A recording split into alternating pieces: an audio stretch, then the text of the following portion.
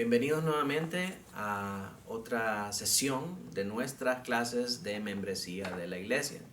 En esta ocasión estaremos viendo la lección número 6, que nos habla específicamente acerca de ser miembros de la iglesia.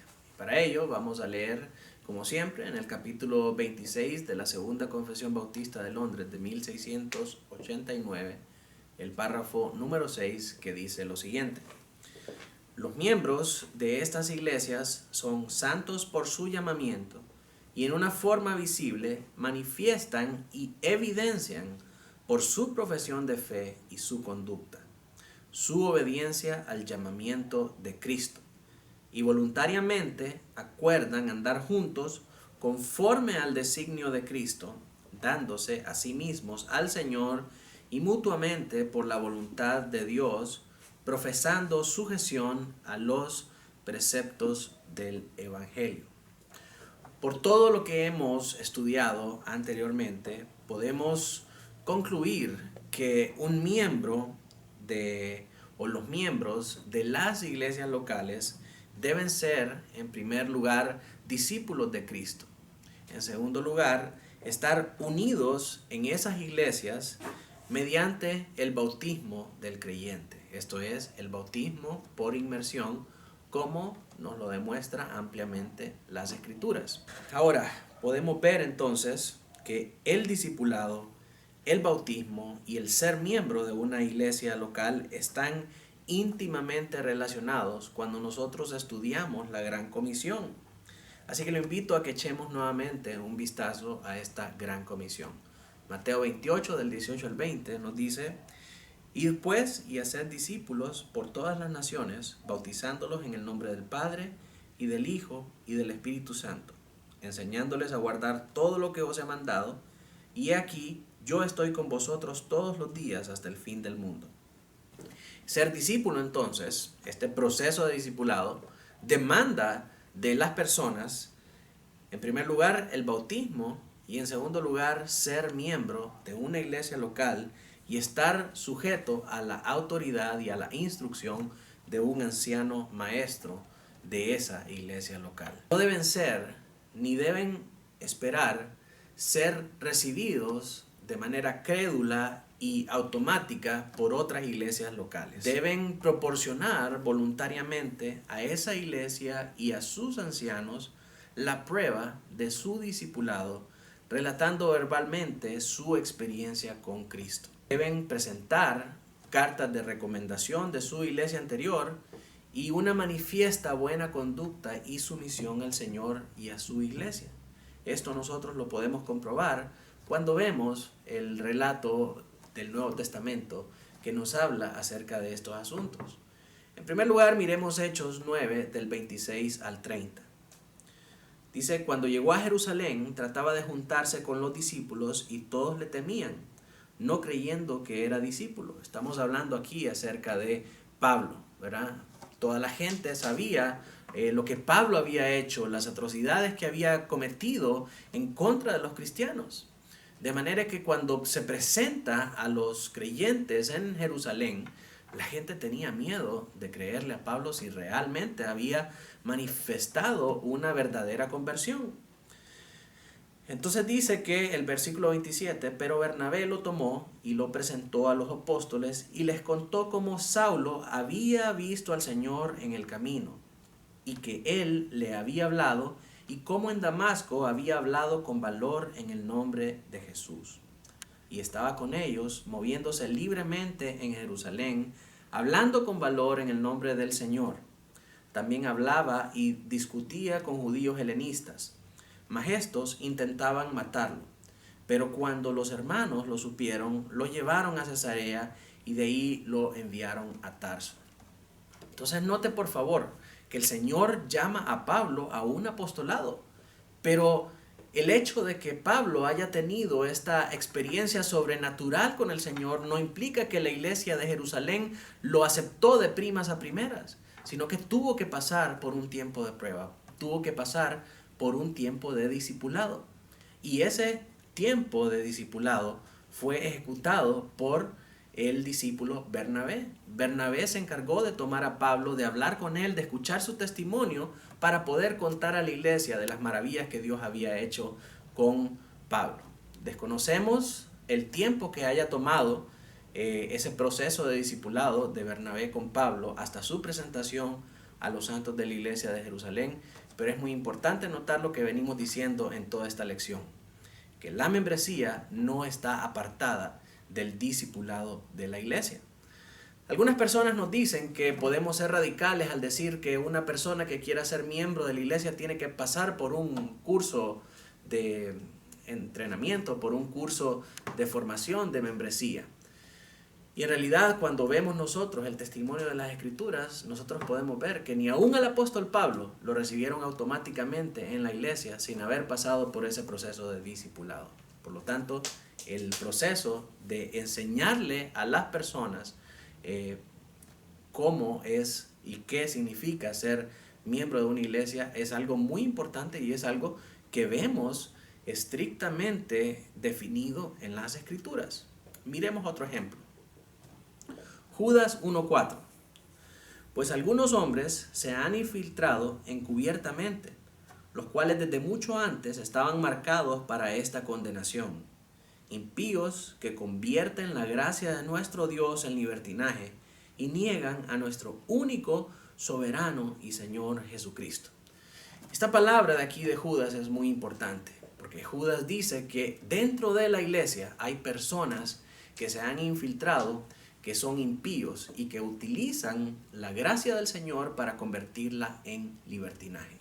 Imagínense si nosotros extendiéramos la membresía a todas las personas que vienen a la iglesia de una manera automática y de una manera crédula, sin primero pasar a esa persona por el proceso de discipulado.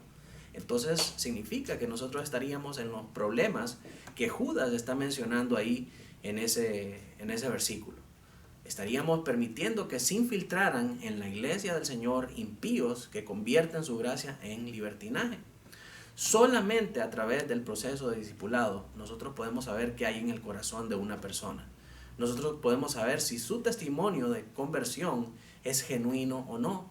Por lo tanto, es imperativo que la membresía esté vinculada a este proceso de discipulado para saber si las personas que vienen a ser parte de la iglesia del Señor son personas que realmente han sido convertidas y que tienen un testimonio de esa conversión.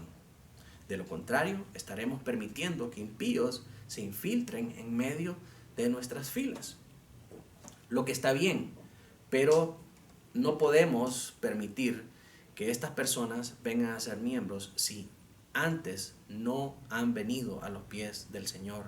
Si antes no les hemos enseñado, como dice la Gran Comisión, a guardar todas estas cosas y a vivir su vida en completa concordancia con los mandamientos del Señor. Es muy importante que podamos hacerlo antes de que puedan ser miembros de la iglesia. Miremos otro ejemplo en Apocalipsis 2:2. El Señor, hablando a la iglesia de Éfeso, dice: yo conozco tus obras, tu fatiga y tu perseverancia, y que no puedes soportar a los malos, y has sometido a prueba a los que se dicen ser apóstoles y no lo son, y los has hallado mentirosos. Mire qué tremenda esta iglesia, que venían ante ella apóstoles y ninguno lo creía su testimonio de manera automática, de manera crédula, como lo especificamos anteriormente, sino que ponía a prueba a esos apóstoles y los hallaba mentirosos. Mire qué tremendo. Para que una iglesia pueda hacer eso, tiene que ser una iglesia tremendamente poderosa en las Escrituras. Pero esa cualidad estaba presente en la iglesia de Éfeso. ¿Cómo podemos nosotros desenmascarar a los falsos apóstoles? Basándolos por ese proceso de discipulado y determinando si el testimonio de su vida es consistente con los mandamientos del Señor. Y todo eso está intrínseco en la Gran Comisión.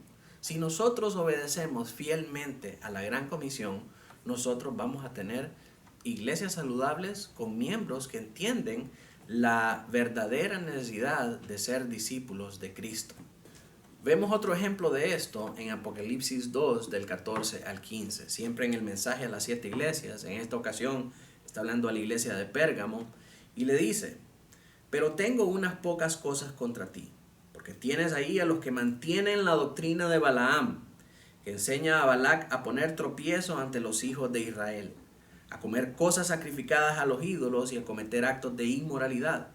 Así tú también tienes algunos que de la misma manera mantienen la doctrina de los nicolaitas. La doctrina de Balaam son aquellos profetas que le dicen al pueblo lo que quieren escuchar, que como Judas bien lo manifiesta, utilizan la gracia del Señor y la convierten en libertinaje. Los Balaam son personas que permiten o son indulgentes a los pecados y a la inmoralidad de la gente. Igualmente, el segundo grupo que menciona ahí, de los nicolaitas, la doctrina de los nicolaitas era que el pueblo es el que manda. Viene de Nicolaus, que es pueblo y vencedor.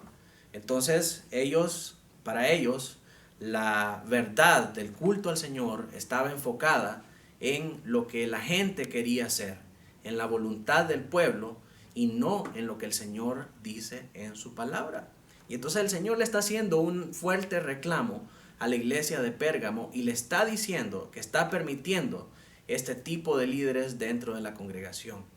Personas que son indulgentes ante la inmoralidad y líderes que permiten que el pueblo sea el que diga cómo se va a adorar el nombre del Señor. Y eso no puede ser cierto.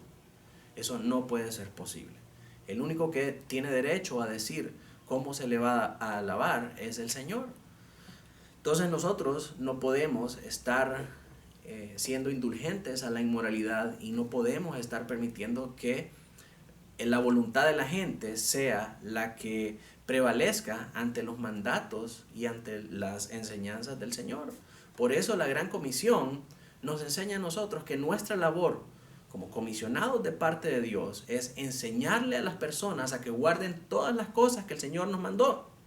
Y tenemos la certeza que Él va a estar con nosotros hasta el fin del mundo. Pero no es a enseñarles o a permitirles que hagan con lo que se sientan ellos mejor, con lo que se sientan ellos más cómodos.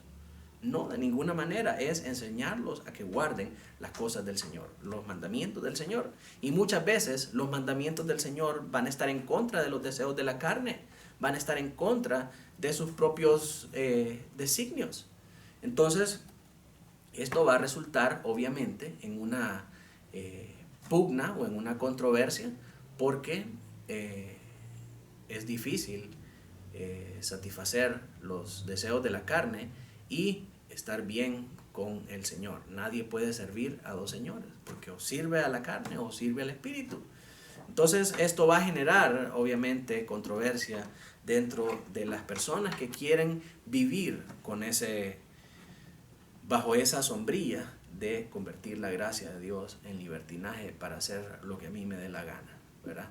Y todas estas cosas nosotros las podemos erradicar de la iglesia y de las personas cuando nosotros sometemos a los miembros al proceso de discipulado para que entiendan a la luz de la Escritura lo que significa ser miembro de una iglesia. Entonces, cuando entendemos nosotros que ser miembro de una iglesia es ser discípulo de Cristo, nosotros estamos unidos a esa iglesia por medio del bautismo del Señor y nos comprometemos a estar bajo la autoridad y bajo la enseñanza de los ancianos maestros.